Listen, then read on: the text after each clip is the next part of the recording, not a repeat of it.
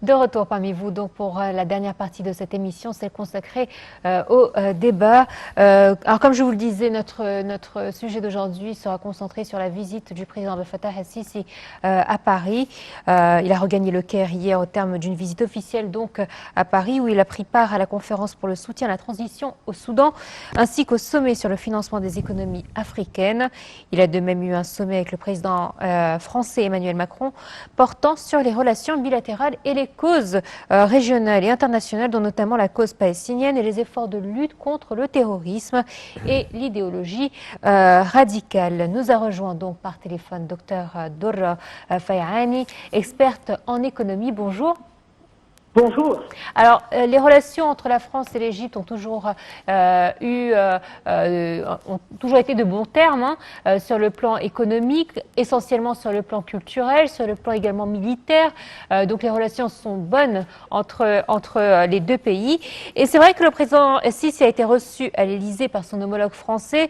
Les deux chefs ont consacré, les chefs d'État ont consacré l'essentiel de leur rencontre à la situation au Proche-Orient, et ce qui montre encore une fois l'importance du rôle pionnier et continu de l'Égypte dans cette région, n'est-ce pas? En effet. Et non seulement du Proche-Orient, mais de l'Afrique. Exactement. Oui. Exactement. Donc l'Égypte a toujours profité d'une position géopolitique qui faisait d'elle un cas particulier dans la région. C'est vrai qu'elle est entre deux continents, entre deux régions sensibles également, avec des conflits différents. Aujourd'hui, on parle de reconstruire une Afrique frappée par différents fardeaux, par la pauvreté, par la maladie. Elle est passée par différents virus, Ebola, oui. Coronavirus. Comment aujourd'hui pouvons-nous justement soutenir ce continent africain qui est pourtant le plus riche au monde? Oui, mais il y a une chose aussi par laquelle qu'il faut mentionner au début, c'est que nous vivons une période exceptionnelle, nouvelle en tout cas, tant en ce qui concerne la relation de l'Égypte avec l'Afrique que les relations de la France avec l'Afrique. C'est vrai. Et j'espère, parce que je suis moi-même franco-égyptienne, donc particulièrement touchée et sensible par ce que nous sommes en train de voir, et en espérant y participer vivement, bien sûr, c'est que, d'une part, la France est en train de redéfinir sa politique et sa position vis-à-vis de l'Afrique, sortir de son image coloniale, mais ça c'est une vieille histoire déjà, mais redéfinir son approche de l'Afrique, y compris avec de nouveaux partenaires africains, et d'une part, et d'autre part, en Égypte, notre président est lui aussi en train d'avoir une approche de l'Afrique différente, nouvelle en tout cas, en comparaison de la position traditionnelle de l'Égypte vis-à-vis de l'Afrique. Elle a été à l'époque de Nasser ou par la suite. Et c'est en fait cette rencontre de ces deux présidents qui se retrouvent en ayant des objectifs communs en ce qui concerne l'Afrique, c'est-à-dire une approche nouvelle et de se vouloir les promoteurs d'un renouveau. Et c'est cela que je trouve personnellement très intéressant, et je convie vraiment toutes les personnes qui nous écoutent, j'espère nombreuses, de suivre cette action de très près, parce que nous allons voir beaucoup de choses et beaucoup de développement. Alors c'est vrai que ces sommets qui sont consacrés au continent africain tombent en plus durant un calendrier assez particulier dans le calendrier français, puisque on commémorait il y a quelque temps la mort, le bicentenaire de Napoléon Bonaparte.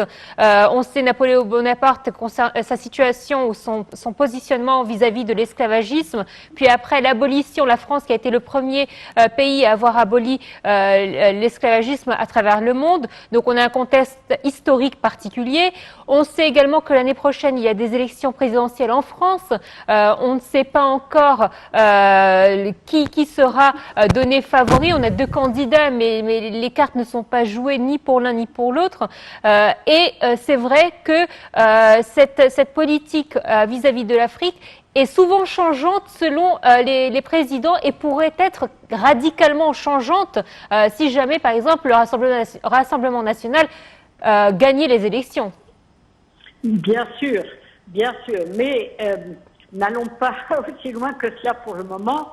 Je crois que les points où nos deux présidents se rencontrent sont malheureusement des réalités qui vont perdurer, quelle que soit la présidence à la tête de l'un ou l'autre des pays.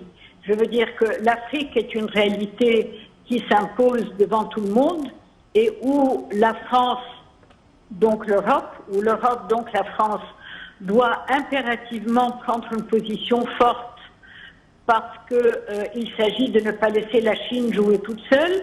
Et ça, c'est une réalité continentale qui, à la limite, est totalement indépendante de ce qui va se passer à la tête de tel ou tel pays.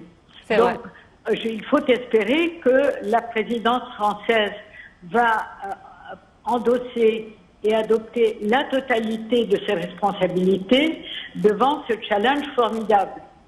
C'est-à-dire être les premiers à ce que l'Afrique et les Africains, dont l'Égypte fait partie, parce que souvent on oublie le fait que l'Afrique du Nord fait partie de l'Afrique, et c'est une des choses d'ailleurs que le président Sisi a parfaitement compris et sur laquelle il travaille, qui est d'arrimer l'Afrique du Nord à l'Afrique.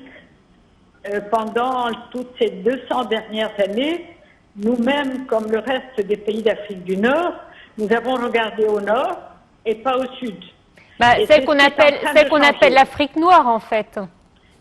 Oui, c'est ce qui est en train de changer. Nous avons le devoir de vivre en tant que continent entier. Et de la même façon, concernant l'Égypte, l'Égypte fait partie de l'Afrique. Il suffit de voir ce que tout le secteur privé dit. Le marché africain est le marché d'évidence pour les pays égyptiens, économie égyptienne, pardon, qu'il s'agisse de relations Égypte-Afrique ou différents pays africains, ou que l'Égypte soit une plateforme pour les pays européens pour se développer sur l'Afrique. Et c'est cette dimension-là qui est à la base et qui fait que, à la limite, quelle que soit la personne à la présidence d'un pays, il faut espérer qu'elle soit à la hauteur de ce challenge et nous espérons tous que cela soit et on va tous y employer de toute façon. Oui, docteur Laura, bonjour. Bonjour. Bonjour. Alors, au cours de cette même visite, le président s'est entretenu au cours de ce sommet, cette réunion concernant la transition au Soudan. Je m'excuse. Sur le soutien à la transition au Soudan, le chef de l'État a affirmé son allocution l'engagement de l'Égypte à soutenir les Soudanais pour réaliser la stabilité et le développement que mérite ce peuple frère. Parlez-nous également de l'importance du développement des relations entre l'Égypte et le Soudan et surtout le redressement économique et politique au Soudan.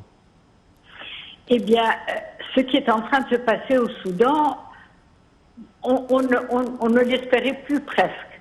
C'est vraiment extraordinaire ce qui est en train de se passer. Le fait qu'il y a une volonté qui s'affirme que le pays se redresse. Et il est évident que l'Égypte et le Soudan sont des partenaires naturels depuis la nuit des temps. Je veux dire que si on remonte à l'époque des pharaons, ils ne nous avaient pas attendu pour commencer à être frères. Et c'est ce qu'il s'agit de refaire vivre. Il y a comment dit-on, un pays a des avantages que l'autre n'a pas. Et il s'agit de bâtir de vrais partenariats ouverts et qui engagent les deux parties et qui permettent de développer au mieux notre potentiel commun. Dans tous les domaines, parce que d'évidence, il y a tous les aspects de l'énergie, tous les aspects des infrastructures, à la fois les routes à l'intérieur du continent et les routes maritimes, et bien sûr l'agriculture. Je veux dire que si nous nous mettons vraiment ensemble, nous avons la possibilité de développer très vite, en l'espace de 4-5 ans, de vrais grands groupes agro-industriels. Est-ce que vous vous imaginiez qu'il y ait une proposition d'effacement de la dette? À vrai dire, c'est un problème qui est évidemment sur la table. Et l'AFC, qui est en fait un peu le maître d'œuvre là-dessus, va s'y employer. Il est certain qu'il faut mettre en place un effacement, ne serait-ce que partiel, de la dette. Très bien. Docteur Dora Fayani, merci à vous d'avoir été des nôtres. Je rappelle que vous êtes experte en économie. Ce fut un plaisir de vous avoir parmi nous pour nous parler justement de cette visite. Oui, chers téléspectateurs, à présent, une petite pause. On vous retrouve tout de suite après.